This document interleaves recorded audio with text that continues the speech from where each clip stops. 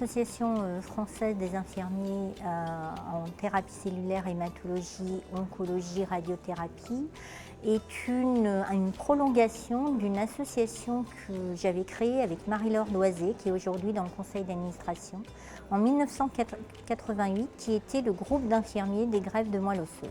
Donc l'idée de l'association, c'est de regarder le travail, de le rendre visible, de communiquer sur ce travail et d'être au plus près du travail réel. Ses principaux objectifs sont donc d'organiser des journées d'échange. Cette terminologie de journée d'échange a son importance. Ce n'est pas seulement un congrès, on est bien sur l'échange de pratiques, qui est un des points forts de l'association. C'est aussi de donner de l'actualité le plus possible aux infirmiers qui travaillent à l'hôpital. Mon plus grand souhait serait d'associer des infirmiers libéraux dans cette association, voire au conseil d'administration, mais en tout cas lors de nos journées d'échange, pour qu'il y ait un véritable échange entre les deux mondes. Et je crois que c'est l'avenir. L'avenir, c'est la prise en charge du malade en ville. Il me semble qu'il ne restera que les cas lourds, extrêmement lourds à l'hôpital. Donc il serait bon que nos infirmières, éventuellement, soient un modèle d'infirmières libérales hospitalières.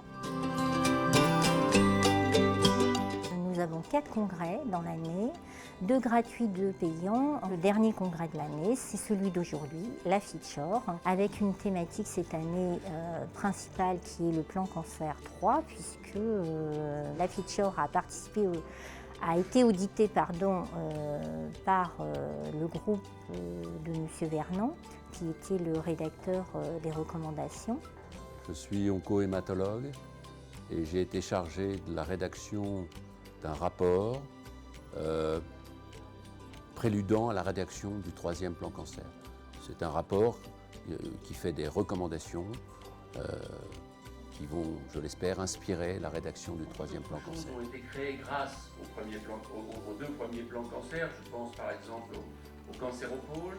Je suis venu ici à la demande de la présidente, Gisèle Hoareau, qui m'a demandé de venir expliquer les recommandations que j'ai faites dans ce rapport qui est disponible sur le site de l'INCa, l'Institut national du cancer.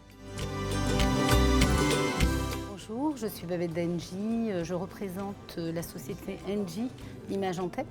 Nous faisons des prothèses capillaires pour tous des patients qui ont des problèmes de cheveux dus à la chimiothérapie. Puis à part ça, nous faisons des soins de support à l'hôpital. On s'occupe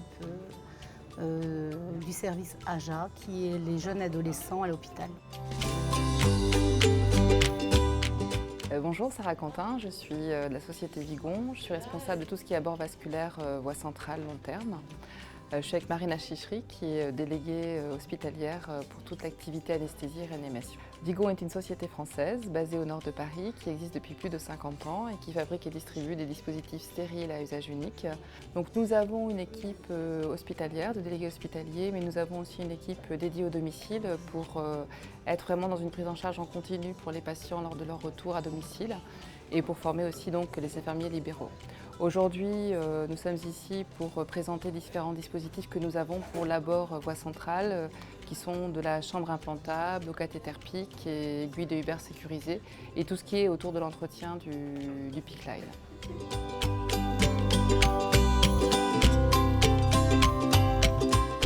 Alors, je m'appelle Sonia Chaussard, je travaille à Myosotis 4 à l'hôpital Saint-Louis en immunohémato depuis de nombreuses années, c'est-à-dire 1985. Je suis infirmière depuis 2005, donc ça va faire 8 ans que j'exerce cette belle profession. Et je suis actuellement infirmière dans un service de radiothérapie à la Salpêtrière depuis 4 ans. Alors je suis venue aujourd'hui au congrès de la FITCHOR parce que ces thèmes m'intéressaient surtout au niveau du plan cancer, le 3e plan cancer qui va être développé aujourd'hui. Et donc aujourd'hui, grâce à cette formation de la FITCHOR, on a parlé des métiers émergents et on a parlé d'infirmières cliniciennes. Donc ça pourrait peut-être m'intéresser.